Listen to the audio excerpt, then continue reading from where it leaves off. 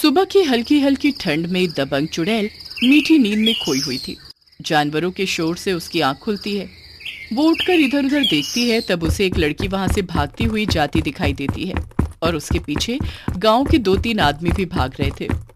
ये देखकर दबंग चुड़ैल को गुस्सा आ जाता है। हुड़ हुड़ दबंग दबंग दबंग, हुड़ हुड़ दबंग दबंग दबंग।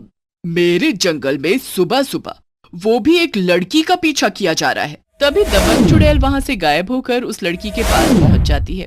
पीछे से भागकर आने वाले वो चारों आदमी भी रुक जाते हैं। अरे तुम तो भोलू हो ना? भोलू, तुम इस लड़की का पीछा क्यों कर रहे हो? क्या बताऊं दबंग चुड़ैल, इस लड़की ने कल से बहुत ही ज्यादा परेशान करके रखा हुआ है। पूरे पैसे भी ले लिए हैं और अब एक्टिंग करने से मना कर रही है। सरपंच जी ने इससे कहा था या तो पैसे वापस कर दो या एक्टिंग कर लो, लेकिन ये बिना पैसे वापस दिए यहाँ से जा रही है। तुम बताओ लड़की, क्या ये भोलू बिल्कुल सही कह रहा है? हाँ, कह तो बिल्कुल सही रहा है। मैं क्या करूं? मुझे पैसों की जरूरत है। मैंने कॉन्ट्रैक्ट साइन किया था, लेकिन मुझे नहीं पता था कि सूपनेखा का रोल है। कल रिहर्सल हो रही थी तो मुझे पता चला उसमें तो उसकी नाक काटी जाएगी। और ये देखो लक्ष्मण ने क्या किया, मेरी नाक पर कितना निशान पड़ गया है। अगर सचमुच मेरी नाक कट गई तो मैं कितनी भद्दी लगूंगी। क्यों रे भोलू, ये शूर्पणखा कौन थी? क्या दबंग चुड़ैल, तुम्हें ये भी नहीं पता? शूर्पणखा रावण की बहन थी जिसकी नाक लक्ष्मण ने काट दी थी, और उसी के ऊपर ही रावण को फिर गुस्सा आया और वो सीता मैया को ले गए थे। अच्छा अच्छा, वो वाली शूर्पणखा। फिर तो लड़की, तुम्हें वो अपना रोल पूरा करना चाहिए। तुमने पैसे जो लिए हैं। नहीं नहीं, देखो उसने मेरी नाक पर तीर मारा, कितना गहरा निशान पड़ गया है। अगर मेरी नाक कट गई तो? पर अभी कटी तो नहीं है ना? दबंग चुड़ैल, तुम ही कुछ करो वरना सरपंच जी हमें बहुत सुनाएंगे। वो लड़की वहां से फिर से भागने लगती है। तब दबंग चुड़ैल उसे हाथ से पकड़कर वापस ले आती है और फिर सबके सब कुछ सरपंच के पास जाते हैं। नहीं नहीं दबंग चुड़ैल, ऐसी बात नहीं है।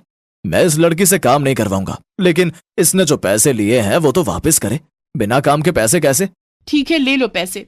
वैसे मुझे बहुत जरूरत थी पैसों की, तभी मैंने इस काम के लिए हाँ किया था। तुम्हें अगर पैसों की जरूरत है तो तुम इन पैसों को ले जाओ। सरपंच जी, हम कुछ और कर लेंगे। मुझे तो कुछ समझ में नहीं आ रहा। अब तो ऐसा लग रहा है कि मैं रामलीला करा कर ही गलती कर रहा हूँ। कभी कोई कलाकार रूठ जाता है, कभी कोई भाग जाता है, कभी किसी को पेट में दर्द हो जाता है, किसी के सर में दर्द हो जाता है।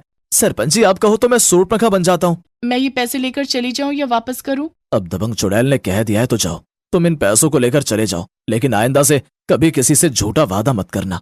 तुमने लास्ट टाइम पर धोखा दिया है। वो लड़की वहां से चली जाती है। भोलू वगैरह से सरपंच बात करने लगता है। दबंग चुड़ैल भी वहां से जाने लगती है कि तभी सरपंच दबंग चुड़ैल को रोक लेता है। दबंग चुड़ैल, बस एक काम और, आखिरी काम, उसके बाद मैं तुम्हें कोई काम नहीं बताऊंगा। नहीं नहीं सरपंच जी, मैं शूर्पणखा नहीं बनूंगी। कुछ भी हो जाए मैं नहीं बनूंगी। इस बारी आपने रामलीला क्या कराई है, मुझे ही पूरी रामलीला के किरदार दे दिए। मैं दबंग चुड़ैल हूँ और दबंग चुड़ैल रहना ही पसंद करूंगी। सरपंच जी लाचार नजरों से दबंग चुड़ैल को देख रहे थे। तभी दबंग चुड़ैल वहां से गायब होकर जंगल आ जाती है। जान बची तो लाखों पाए, लौट के बुद्धू घर को आए। क्या मैं क्या सुन रहा हूँ दबंग चुड़ैल? तुम अपने आप को बुद्धू कह रही हो? नहीं नहीं, मैं तो कहावत कह रही थी। अपनी जान बचा कर आई हूँ, वरना आज लक्ष्मण के तीर से मेरी ही नाक कट जाती। दबंग चुड़ैल, यहाँ नदी के पास बहुत सारे अमरूद के पेड़ हैं, अमरूद खाने चलोगी?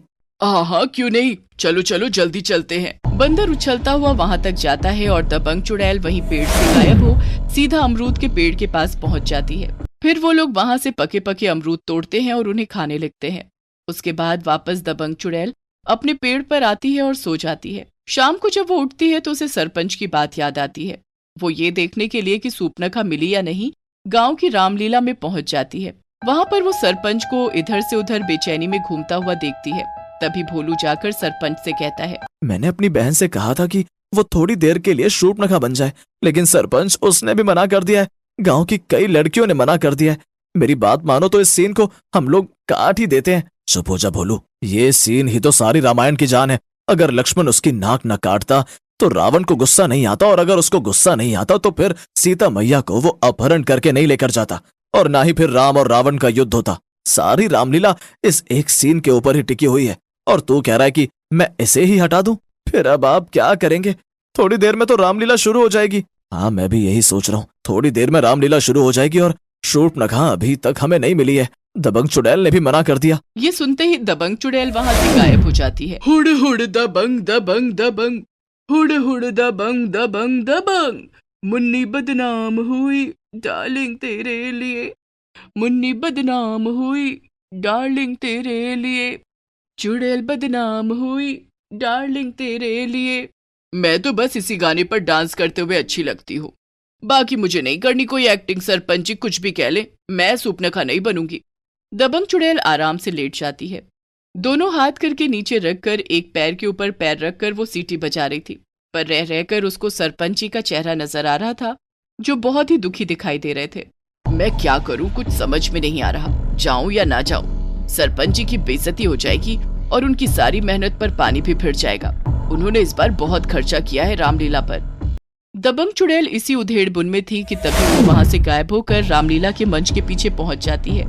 यहाँ सरपंच जी एक औरत से सूपनखा बनने के लिए प्रार्थना कर रहे थे।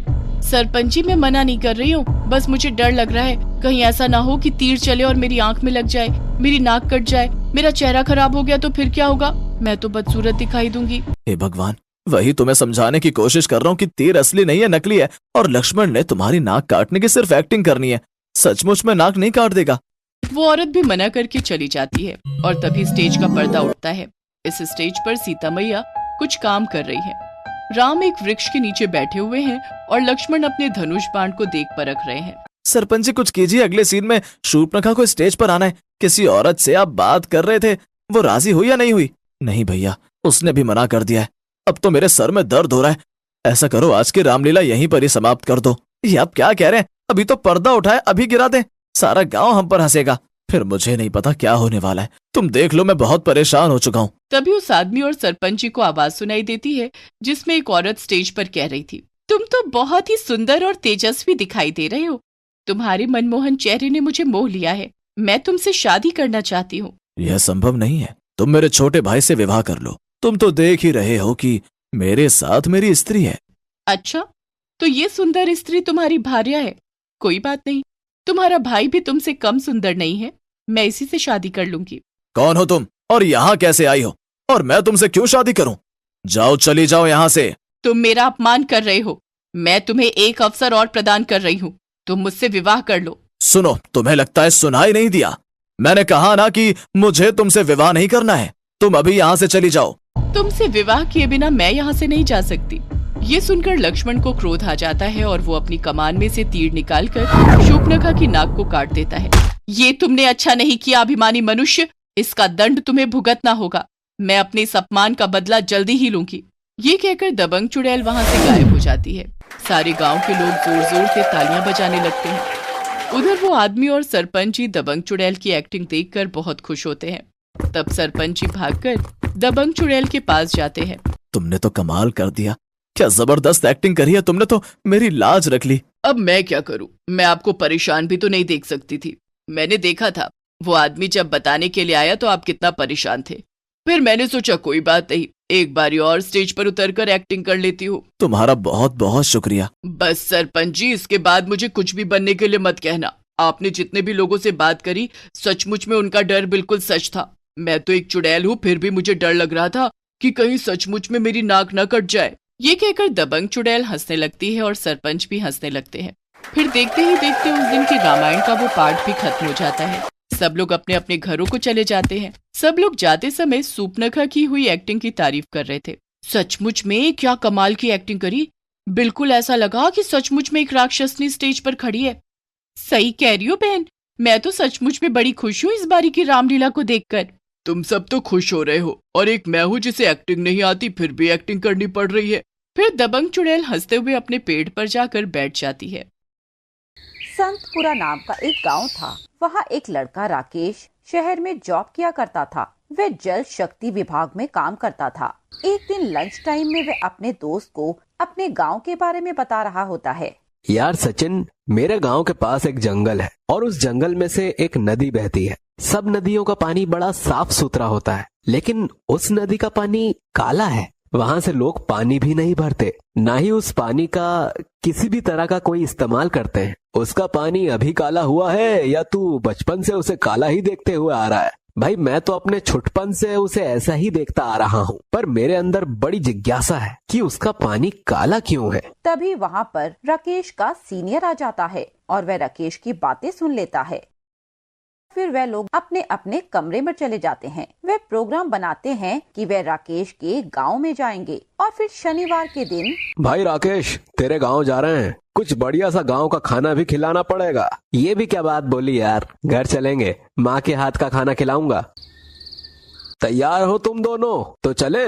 जी सर, निकलते हैं। उसके बाद वे तीनों राकेश के गांव जाते हैं। गांव पर राकेश के मम्मी पापा उन लोगों का बहुत स्वागत करते हैं। राकेश की मम्मी उनके लिए अच्छा अच्छा खाना बनाती है, जिन्हें खाकर वे बहुत खुश होते हैं। उसके बाद वे आपस में बैठकर डिस्कस करते हैं। सर, मैंने सारे यंत्र ले लिए हैं, हम पानी की भी जांच करेंगे। राकेश, एक बात बताओ, इस पानी को क्या कोई इस्तेमाल भी कर रहा है? नहीं सर, इस पानी का कोई यूज नहीं करता। मैंने तो किसी को कभी नहीं देखा इसका इस्तेमाल करते हुए। ठीक है, हम पानी के नीचे तलहटी में भी जाकर कुछ मिट्टी की जांच करेंगे, जल्दी पता चल जाएगा कि ये नदी काली क्यों है। वैसे तुम्हारे गांव वालों की क्या राय है इस नदी के बारे में? सर, मैं अधिकतर बाहर ही रहता हूँ, इसीलिए मुझे नहीं पता, पर मैं अपने पापा से पूछकर बताता हूँ। फिर राकेश अपने पापा के पास जाता है और उसके पापा कहते हैं, क्या तुम लोग नदी का परीक्षण करने आए हो? पर बेटा, मैंने तो सुना है कि उस नदी पर किसी चुड़ैल का साया है।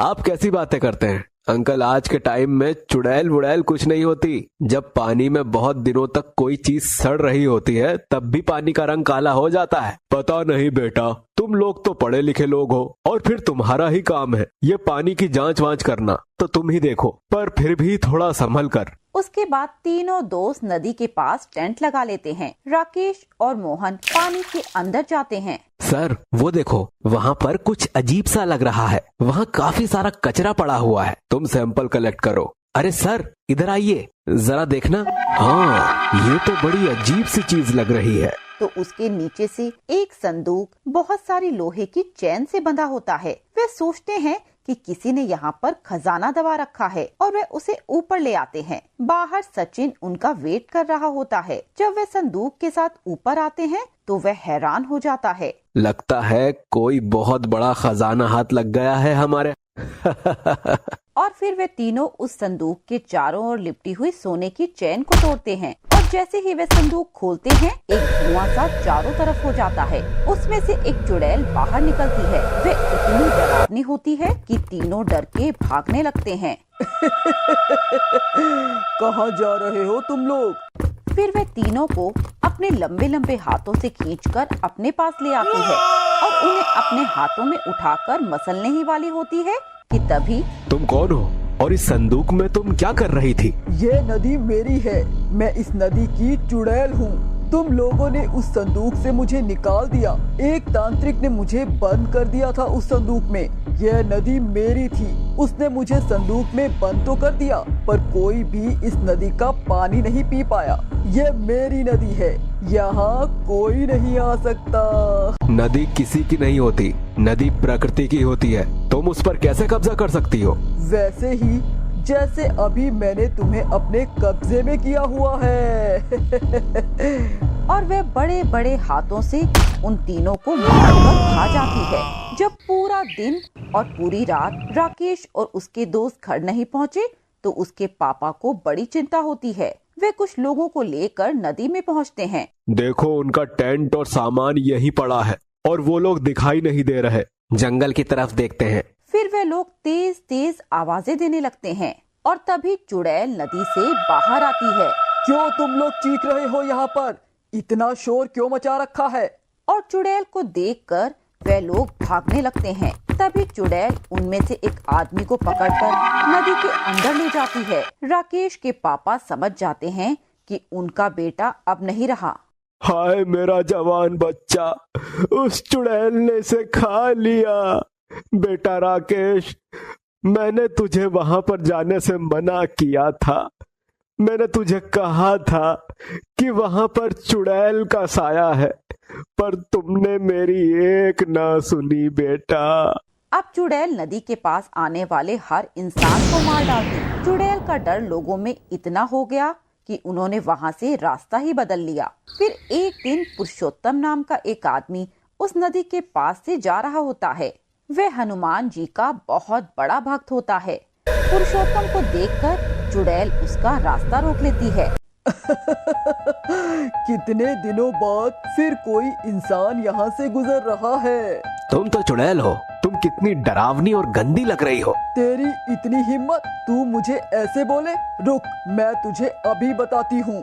और जैसे ही चुड़ैल पुरुषोत्तम को पकड़ने लगती है तो चुड़ैल को बहुत तेज झटका लगता है और वो दूर जाकर गिरती है। कौन है तू? तू कोई भी हो, मैं तुझे नहीं छोड़ूंगी। तू कितनी भी बड़ी चुड़ैल क्यों ना हो और कितनी भी खतरनाक क्यों ना हो, तू मेरा कुछ भी नहीं बिगाड़ सकती है। अच्छा, तो तू ऐसे मेरे काबू में नहीं आएगा। चुड़ैल अपने बड़े बड़े दांतों से उस पर हमला करती है, पर पुरुषोत्तम के पास आते ही वह फिर से दूर जाकर गिर पड़ती है। उसके बाद पुरुषोत्तम वहाँ से गांव में चला जाता है। गांव में जाकर उसे नदी की चुड़ैल की हकीकत पता चलती है। उसके बाद वह गांव वालों से बोलता है कि मैं तुम लोगों को उस चुड़ैल से पीछा छुड़वा दूंगा। चुड़ैल ने मेरे इकलौते बेटे राकेश को खा लिया। उसके 2 दोस्त भी शहर से आए थे। उन्हें क्या पता था कि वो नदी चुड़ैल की है। इस तरह अनजान निहत्थे लोगों को कैसे खा सकती है। बहुत ही डरावनी चुड़ैल है, बहुत ही खतरनाक। हमें ये तो पता था कि इसमें चुड़ैल का साया है,